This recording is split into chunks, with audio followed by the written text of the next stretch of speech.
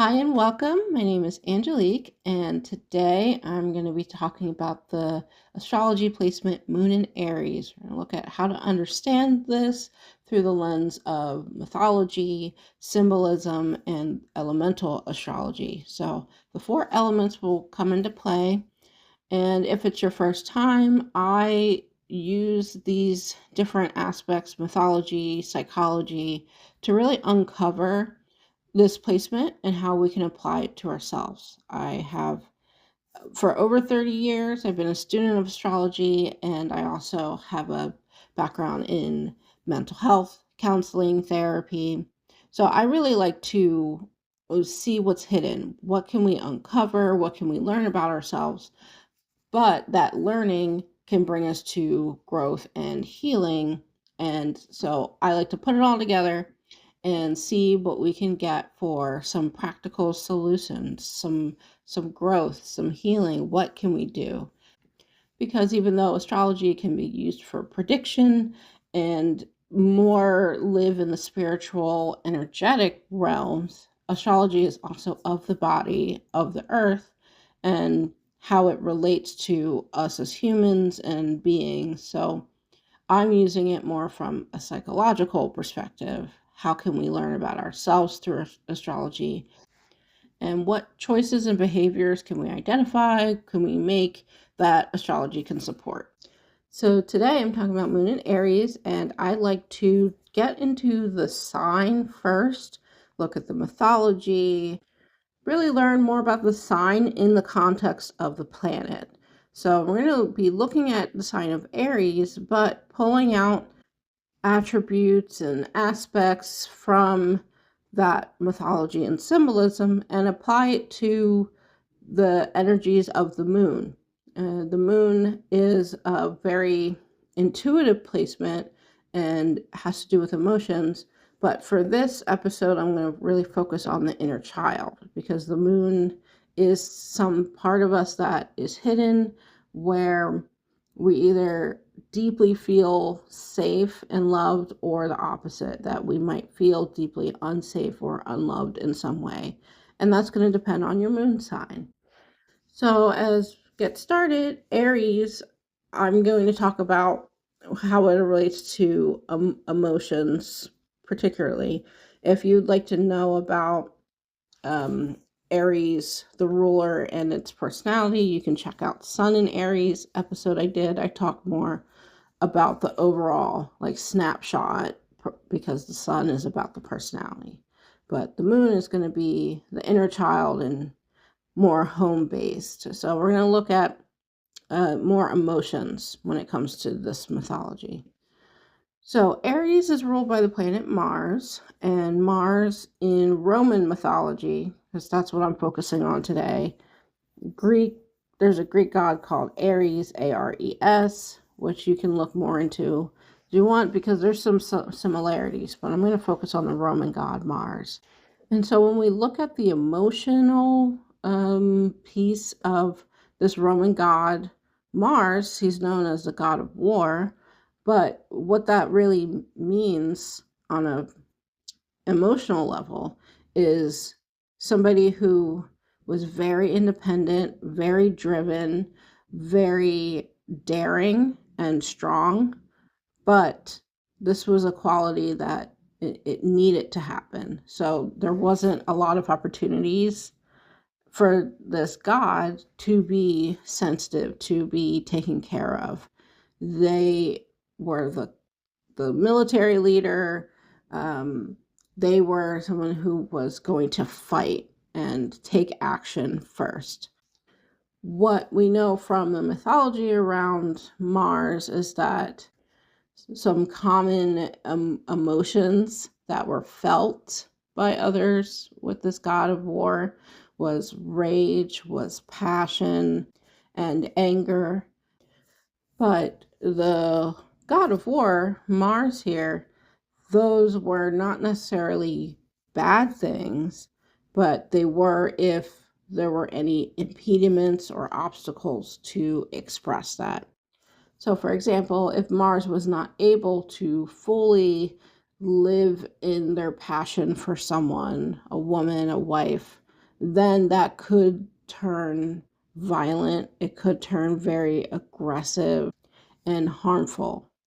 So, how we can relate that to us humans, because that's what mythology is a lot, is how we can learn about human nature, is the side of it that passion and anger and rage are not necessarily bad, but if they're not felt and they're not acted on in any way, but especially in a healthy way, it can quickly turn violent, hurtful, even abusive. So that's how we can understand emotions through the mythology of Mars and relate it to Aries, that yes, there's this need to be independent and daring and strong and passionate, but there needs to be a swift, quick motion to these feelings. Like once they come up, they need to be acted on. And that's how we can understand Aries, is that things come up very quickly and need to be dealt with. And if they're not able to, it can have negative consequences.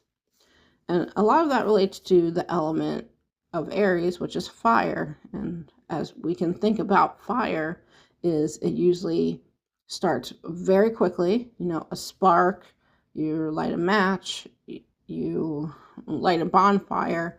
You go from nothing to this big, bright, hot um, force and energy that can be felt like immediately. And so that's the quality of Aries, is these emotions are going to be felt kind of impetuously, impulsively. It'll feel like zero, going from 0 to 100. So when you have moon in Aries, and I'll talk a little more about the moon, but just that fiery element of Aries in this place of home and safety and intuition, it's going to make someone feel emotions usually very quickly or impulsively, and also act on those emotions quickly and impulsively. There's usually not time to reflect naturally when people have this placement, moon in Aries, because of that fiery quality. Things need to move quickly and action needs to be taken swiftly when we have fire, an element. So, combining it with the moon, we get a trickier placement to go through life. This can be challenging for people who have moon in Aries, because the moon is a watery element and it feels very uncomfortable with fire. And that's why when you want to put fire out, you usually dump a bucket of water on it. It snuffs it right out.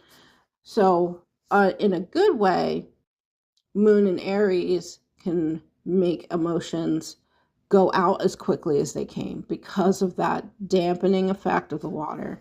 So, someone with moon and Aries might feel rage one moment that seems to come out of nowhere, and that can look like yelling or throwing something or just being consumed with it.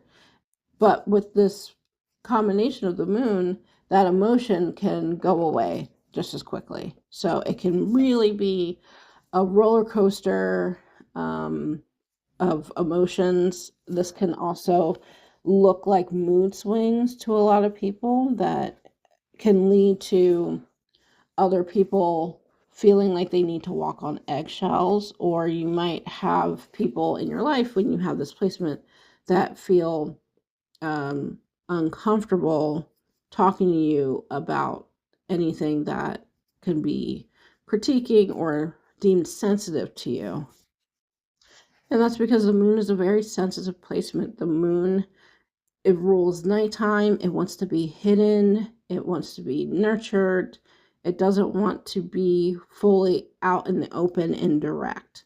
But you have this very open and direct energy with Aries. So it's going to be, you put yourself out there when you have moon in Aries, but very quickly you can be sensitive to how other people respond to you, and that can change how you feel. Moon in Aries people very often can have an hyper independence about them. And this could be that in childhood, a lot of people with Moon and Aries placements had to fend for themselves in some way. So this could have been that you didn't feel like you had a lot of safety or safe people. You maybe realized that you couldn't trust their caregivers or a lot of people growing up, or you felt abandoned in some way. And so that leads to having this sense of distrust for other people and this need to do things on your own, especially when it comes to close relationships. So you might be someone who feels that you need to go through things alone, and that has a double-edged sword of making you more responsive to negative circumstances, because when we don't feel as supported, it's more difficult to feel calm when stressful things happen. So it's a really double-edged sword, is that you might be very hyper independent when you have Moon in Aries, especially in relationships. It can be harder to feel very close and vulnerable with other people. You also might avoid just being very open and honest about darker things, hidden things, things that really make you feel insecure. You might have a hard time being open with people in a softer way. So we want to look at how to heal this. And when you have Moon in Aries, one way to overcome these feelings is to do the work to build a safety net for yourself, and starting to realize that you can't do everything alone, nor should you. It shouldn't have to be this way. So, relating to your own circumstances, if you have felt left on your own and not safe and cared for as a child, this would be finding your own networks, your own people that you can be open and honest and vulnerable with. Especially if you are somebody that feels emotions intensely and they come out, especially in harsher ways or destructive ways, say feeling anger and throwing things about the room. If it comes to anything like that, that could be a sign that there are emotions that are not being felt, that are not being expressed, and there might be some suppression in some way in your life. Moon in Aries is a placement that needs drive and action, but in the context of emotions and safety. So, for example, if you were a child and you felt insecure going to a new school for the first time, if you had had parents or caregivers that really didn't try to do anything proactively or directly to make you feel safe or secure, like going with you, talking to teachers, talking to friends, giving you advice, if it was more of a, oh, I'm sure you'll be fine, that's not really action oriented or direct. And so you could feel a sense of abandonment or feel that you're on your own. And that could lead to further insecurity. So when you do encounter things or people that make you insecure, that could be very triggering. So that's just an example of how this can move through, and everyone's going to have their own triggers and inner child wounds, mother wounds, especially because the moon sign represents a mother and the mother and childhood. So it involves looking back at your childhood and seeing where you didn't feel supported, where you maybe felt abandoned, where did this come from, and connecting that with where you feel like you might struggle emotionally in relationships now, currently, as an adult. if that makes sense. So, Moon and Aries, some good activities to do to help would be finding ways to express all of your emotions, the good, the bad, what maybe society deems inappropriate, as long as you're not harming yourself or harming other people.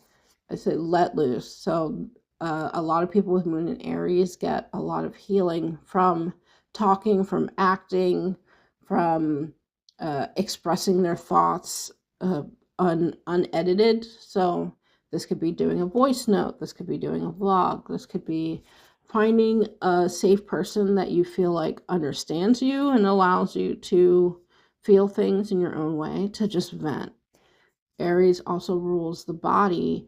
So any kind of physicality and movement, especially if it's quick or intense, can help move energy through the body to express yourself, to release that tension. Because Moon and Aries people can get a lot of tension built up very quickly, especially in the head or migraines, because these emotions come through so strongly because of that fire placement. So it's important to be active in any way that feels good to you. But like I said, quicker movements, faster movements, even if it's, clapping your hands, stomping your feet, these are all motions that get that energy out quickly and can dissipate and let that tension fall away.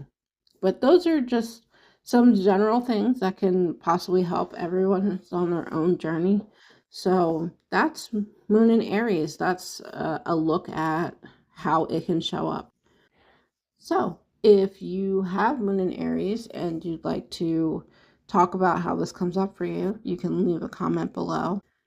And if you were interested in getting a bigger snapshot and advice and coaching, and that information to book is going to be in the description box below. But otherwise, thank you so much and enjoy the rest of your day. Bye bye.